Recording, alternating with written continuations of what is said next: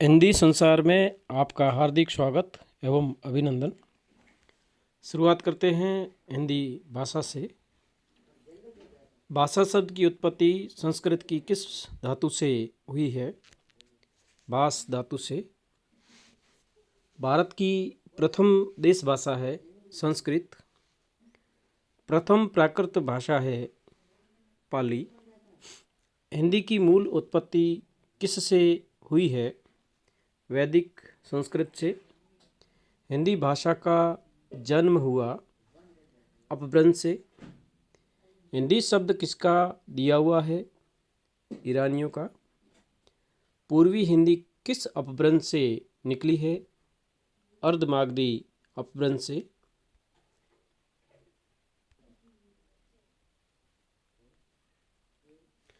भारतवर्ष में हिंदी को आप किस वर्ग में रखेंगे? राजभाषा। हिंदी का सर्वप्रथम उल्लेख किस पुस्तक में हुआ? रामचरितमानस में।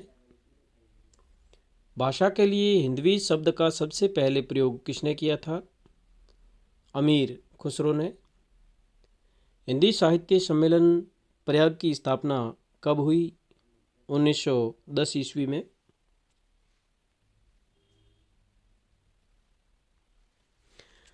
दक्कनी हिंदी को खड़ी बोली का विकसित रूप किसने कहा? बाबूराम सक्सेना। पुरानी हिंदी का प्राकृताभास नामकरण किसने किया? आचार्य शुक्ल। हिंदी भाषा का उद्भव और विकास पुस्तक के लेखक कौन हैं?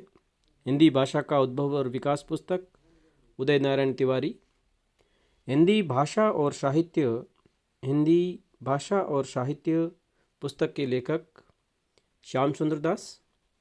हिंदी भाषा का इतिहास पुस्तक के लेखक धीरेन्द्र वर्मा। हिंदी शब्दानुशासन के लेखक कौन हैं? हिंदी शब्दानुशासन पुस्तक के लेखक किशोरीदास वाजपेयी। हिंदी के विकास में अपभ्रंश का योगदान पुस्तक के लेखक डॉक्टर नामवर सिंह।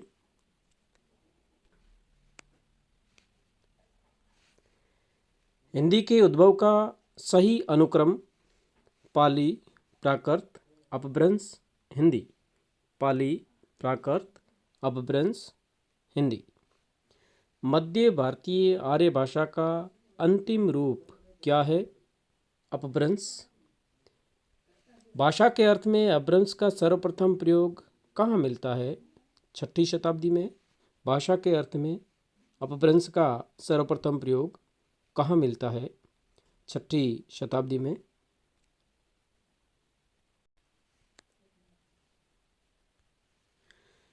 अपभ्रंश की उत्तरकालीन अवस्था का क्या नाम है? आवट। अपभ्रंश में कुल कितने स्वर थे? 10। अपभ्रंश को आभीरों की भाषा किसने कहा? दंडी। अपभ्रंश का वाल्मीकि किसे कहा गया है? स्वयंभू को। अपभ्रंश का वाल्मीकि स्वयंभू। स्वयंभू को अपभ्रंश का कालिदास और पुष्पदंत को भवभूति किसने कहा? डॉक्टर भयाणी ने। हिंदी भाषा के उद्भव का सही क्रम क्या है? वैदिक संस्कृत, लौकिक संस्कृत, पाली, प्राकृत, अपभ्रंश, हिंदी। वैदिक संस्कृत, लौकिक संस्कृत, पाली, प्राकृत, अपभ्रंश, हिंदी। मागधी अपभ्रंश से कौन कौन सी भाषाओं का विकास हुआ? बिहारी, बंगला, उड़िया, असमिया। बिहारी, बंगला, उड़िया, असमिया भाषाओं का विकास मागधी अपभ्रंश से हुआ। अपभ्रंश भाषा के कितने रूप है? 7 रूप। अपभ्रंश भाषा के कितने रूप हैं? 7 रूप।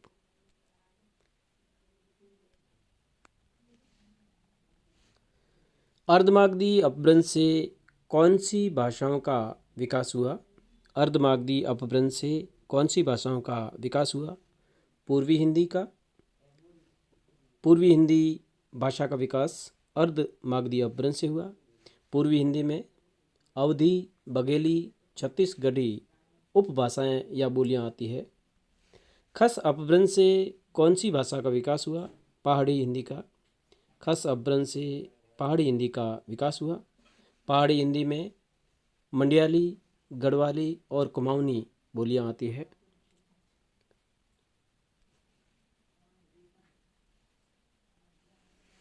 शौरसेनी अपभ्रंश से कौन कौन सी भाषा का विकास हुआ? शौरसेनी अपभ्रंश पश्चिमी हिंदी, राजस्थानी और गुजराती भाषाओं का विकास शौरसेनी अपभ्रंश से हुआ। पश्चिमी हिंदी में खड़ी बोली, ब्रजभाषा, हरियाणवी, बुंदेली और कन्नौजी उपभाषाएं आती है। पश्चिमी हिंदी में या पश्चिमी हिंदी के अंतर्गत खड़ी बोली, ब्रजभाषा, हरियाणवी, बुंदेली और कन्नौजी उपभाषाएं आती है। राजस्थानी में पश्चिमी राजस्थानी, जिसे मारवाड़ी भी कहते हैं, पूर्वी राजस्थानी, जयपुरी, उत्तरी राजस्थानी, जिसे मेवाती कहते हैं, दक्षिणी राजस्थानी, जिसे मालवी भी कहते हैं, उपभाषाएं आती है। राजस्थानी भाषा के अंतर्गत पश्चिमी राजस्थानी, पूर्वी राजस्थानी, उत्तरी राजस्थानी और दक्षिणी राजस्थानी, मारवाड़ी, जयपुरी, मेवाती और मालवी उपभाषाएं आती है, जिनका विकास शौरसेनी अपभ्रंश से हुआ। गुजराती भाषा का विकास भी शौरसेनी अपभ्रंश से हुआ। पश्चिमी हिंदी, राजस्थानी और गुजराती भाषाओं का विकास शौरसेनी अपभ्रंश से हुआ। हिंदी में कितनी उपभाषाएं हैं? हिंदी में 5 उपभाषाएं हैं। पूर्वी हिंदी, पश्चिमी हिंदी, बिहारी, पूर्वी हिंदी, पश्चिमी हिंदी, बिहारी,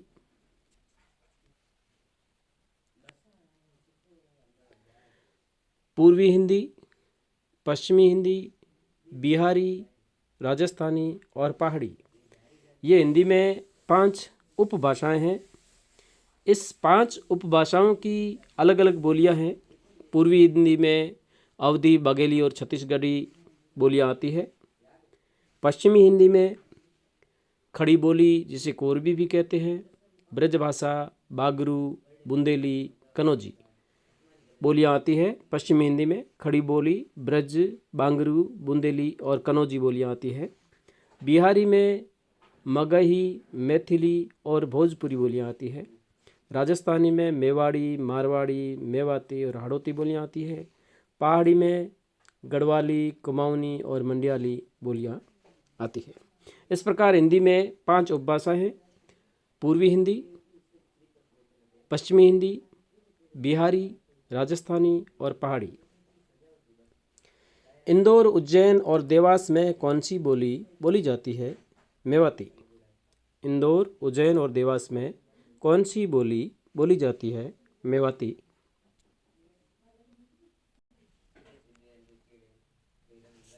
शौरसेनी अपभ्रंश से विकसित होने वाली उपभाषाएं या आर्य भाषाएं कौन कौन सी है? पश्चिमी हिंदी, राजस्थानी, पहाड़ी और गुजराती। पश्चिमी हिंदी, राजस्थानी, पहाड़ी और गुजराती उपभाषाएं शौरसेनी अपभ्रंश से विकसित हुई है। अपभ्रंश को आवहट किसने कहा? विद्यापति ने। 14वीं सदी में विद्यापति ने अपभ्रंश को आवहट कहा। प्राचीन भारतीय आर्य भाषाएं कौन कौन सी है? प्राचीन भारतीय आर्य भाषाएं वैदिक संस्कृत और लौकिक संस्कृत।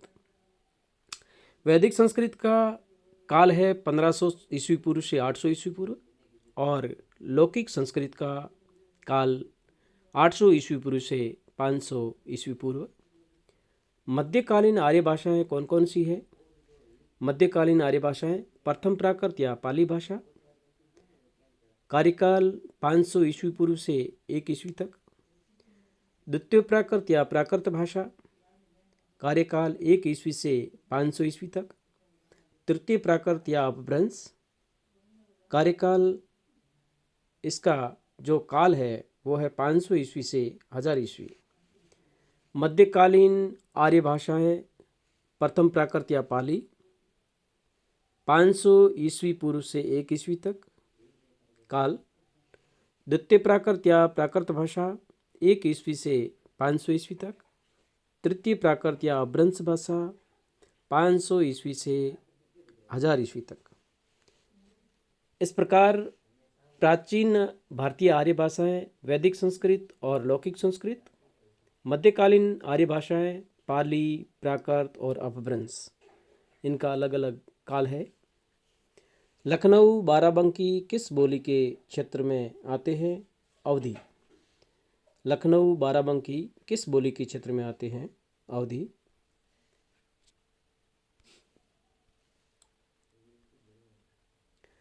बघेली बोली का क्षेत्र रीवा। बघेली बोली का क्षेत्र रीवा। ब्रजभाषा किस क्षेत्र की बोली है? मथुरा, आगरा, हाथरस और भरतपुर, इन क्षेत्रों में ब्रजभाषा बोली जाती है। इंदौर उज्जैन की बोली मालवी। इंदौर उज्जैन की बोली मालवी। अपभ्रंश के कितने रूप थे? अपभ्रंश के कितने रूप थे? 7।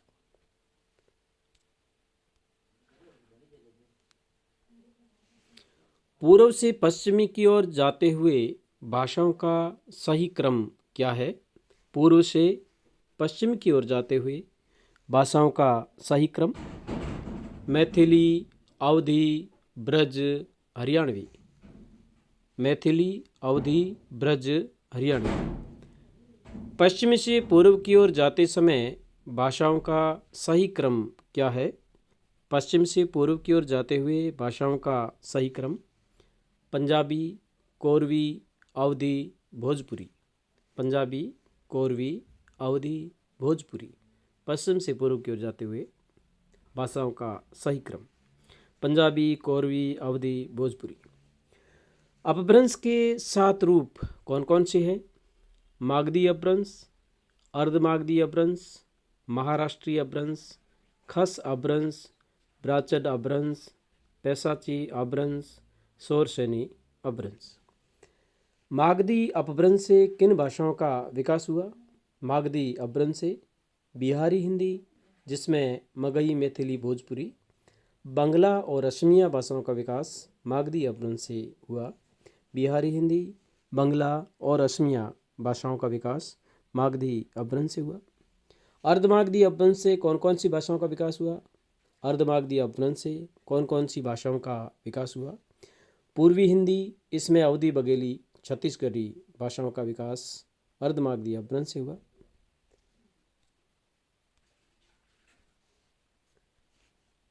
खस अपभ्रंश से कौन कौन सी भाषाओं का विकास हुआ? खस अपभ्रंश से पहाड़ी हिंदी का विकास हुआ और नेपाली भाषा का विकास भी खस अपभ्रंश से हुआ। पहाड़ी हिंदी में मंडयाली, गढ़वाली और कुमाऊनी भाषाएं आती है। ब्राचड अपभ्रंश से किस भाषा का विकास हुआ? सिंधी। ब्राचड अपभ्रंश से किस भाषा का विकास हुआ? सिंधी।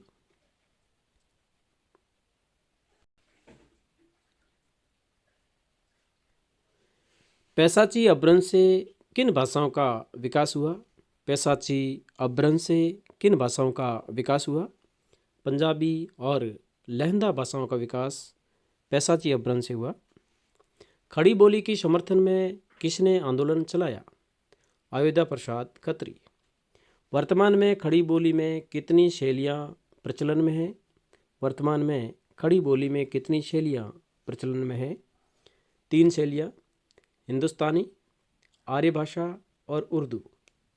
आर्य भाषा को साहित्यिक खड़ी बोली भी कहते हैं। उत्तर से दक्षिण की ओर जाते हुए बोलियों का सही क्रम। उत्तर से दक्षिण की ओर जाते हुए बोलियों का सही क्रम बांगरू, बुंदेली, मालवी, मैथिली। बांगरू, बुंदेली, मालवी, मैथिली। उन्नाव रायबरेली जिले में कौन सी बोली बोली जाती है? अवधी। उन्नाव और रायबरेली जिले में कौन सी बोली बोली जाती है? अवधी। मेरठ, सहारनपुर, बिजनौर किस बोली के क्षेत्र में आते हैं? खड़ी बोली। मेरठ, सहारनपुर, बिजनौर किस बोली के क्षेत्र में आते हैं? खड़ी बोली। रोहतक, हिसार, करनाल में कौन सी बोली बोली जाती है? बांगरू।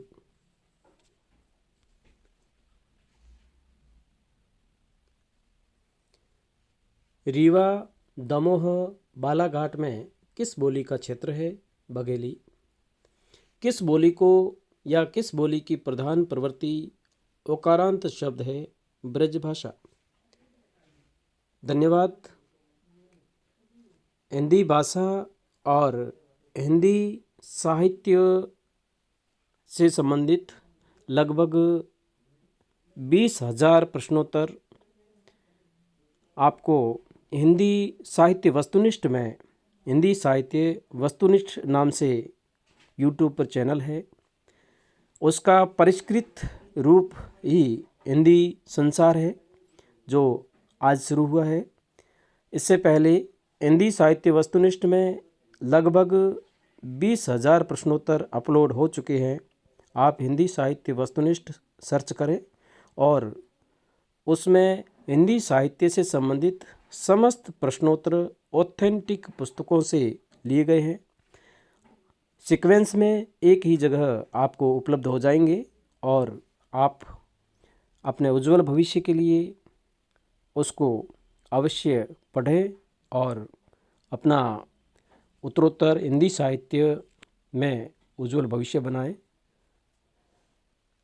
आगामी वीडियो पाने के लिए या आगामी वीडियो का नोटिफिकेशन सबसे पहले पाने के लिए इस चैनल को सब्सक्राइब करें, लाइक करें और अपने दोस्तों में शेयर करें। बेल आइकन को प्रेषित करें ताकि अगले वीडियो का नोटिफिकेशन सबसे पहले आपको मिल सके। धन्यवाद।